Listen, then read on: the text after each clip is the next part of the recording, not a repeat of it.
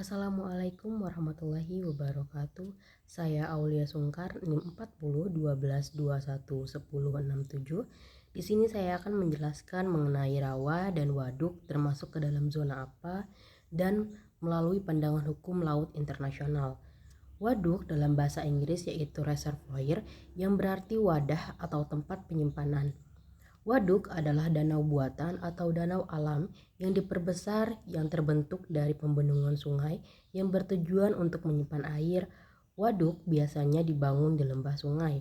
Waduk dibangun dengan cara seperti membangun sebuah bendungan, yaitu dengan menggali tanah atau melakukan teknik konstruksi konvensional seperti pembuatan tembok atau menuangkan beton.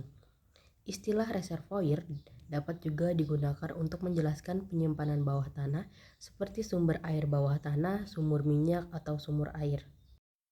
Kemudian mengenai pengertian rawa, rawa adalah lahan yang secara alami tergenang akibat penyaliran yang terhambat, baik genangan itu terjadi secara terus berkala ataupun terus-menerus selama waktu yang panjang dalam setahun. Rawa digolongkan pula ke dalam lahan-lahan yang selalu jernih airnya karena muka airnya atau muka tanahnya yang dangkal. Rawa berbeda dengan danau telaga karena biasanya airnya lebih dangkal serta pada umumnya ditumbuhi oleh tumbuhan-tumbuhan yang mencuat di atas air. Rawa yang ditumbuhi oleh tumbuhan-tumbuhan lunak atau terna dan rumput-rumputan dikenal sebagai paya. Dalam hukum laut internasional, danau atau waduk dan sungai umumnya dianggap sebagai bagian dari perairan pedalaman atau internal suatu negara. Perairan pedalaman atau internal waters adalah perairan yang ditutupi oleh garis dasar penutup teluk, muara, pelabuhan, dan garis-garis dasar yang menutup lekukan di pantai sampai 100 mil dan maksimum 125 mil laut.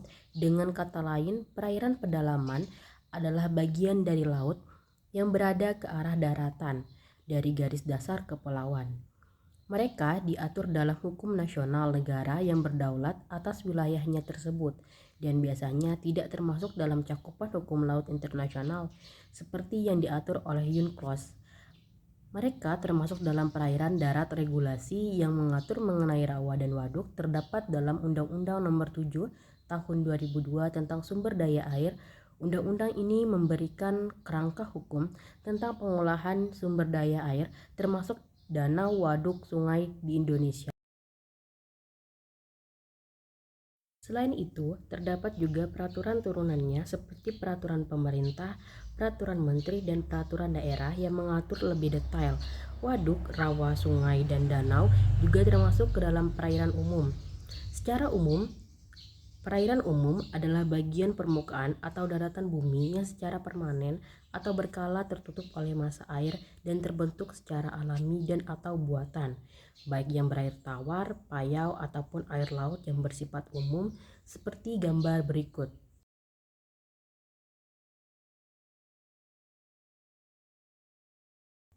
Gambar berikut adalah rezim perairan menurut UNCLOS 1982 dan Undang-Undang RI Nomor 17 Tahun 1985.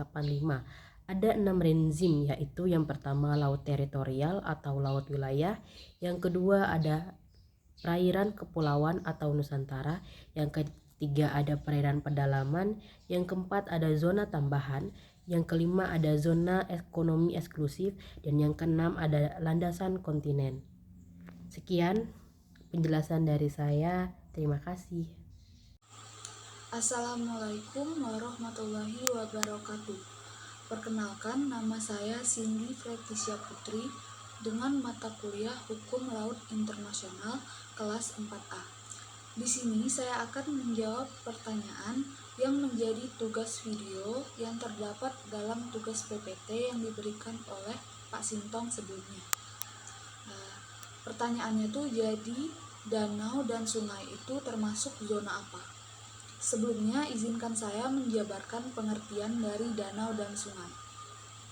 Danau adalah badan air alami berukuran besar yang dikelilingi oleh daratan dan tidak berhubungan dengan laut, kecuali melalui sungai.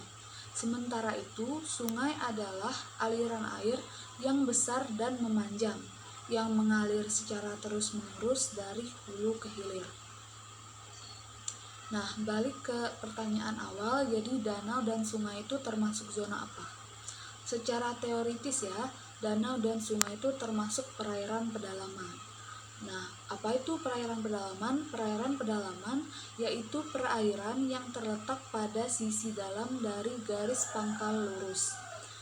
Perairan pedalaman Indonesia adalah semua perairan yang terletak pada sisi darat dari garis pangkal terendah dari pantai-pantai Indonesia, termasuk di dalamnya semua bagian dari perairan yang terletak pada sisi darat dari suatu garis penutup. Di dalam perairan kepulauan tuh, untuk menetapkan batas perairan pedalaman, pemerintah Indonesia dapat menarik garis-garis penutup pada mulut sungai, kula, teluk, anak laut, dan pelabuhan. Mengutip pernyataan Partiana, perairan pedalaman Indonesia adalah semua perairan pada sisi dalam garis pangkal normal. Apabila pada pantai yang garis pangkalnya hanya diterapkan garis pangkal normal, maka tidak akan ada terdapat laut pedalaman. Yang ada hanyalah perairan darat. Perairan darat yaitu bagian perairan yang terletak sebelah dalam garis pangkal. Jadi secara garis besar, perairan pedalaman tuh terdiri dari atas. Yang pertama tuh ada laut pedalaman. Laut pedalaman yaitu bagian laut yang terletak pada sisi dalam dari garis pangkal lurus dan sisi luar dari bekas garis pangkal normal. Yang kedua tuh perairan darat, yaitu bagian perairan yang terletak pada sisi dalam dari garis pangkal normal maupun bekas garis pangkal normal. Perairan darat ini terdiri atas perairan sungai, danau, terusan, waduk, dan perairan pada pelabuhan. Nah, yang ketiga ada perairan kepulauan atau archipelagic water, yaitu perairan yang terletak pada sisi dalam dari garis pangkal kepulauan. Perairan kepulauan ini khusus bagi negara kepulauan, sebagaimana diatur dalam pasal 46 sampai dengan pasal 54 UNCLOS 1982. Nah, seperti halnya laut teritorial, pada perairan pedalaman ini juga diakui adanya hak lintas damai atau Rights of the Innocent Passage bagi kapal-kapal niaga asing. Jadi kesimpulannya tuh danau dan sungai merupakan bagian dari zona perairan pedalaman.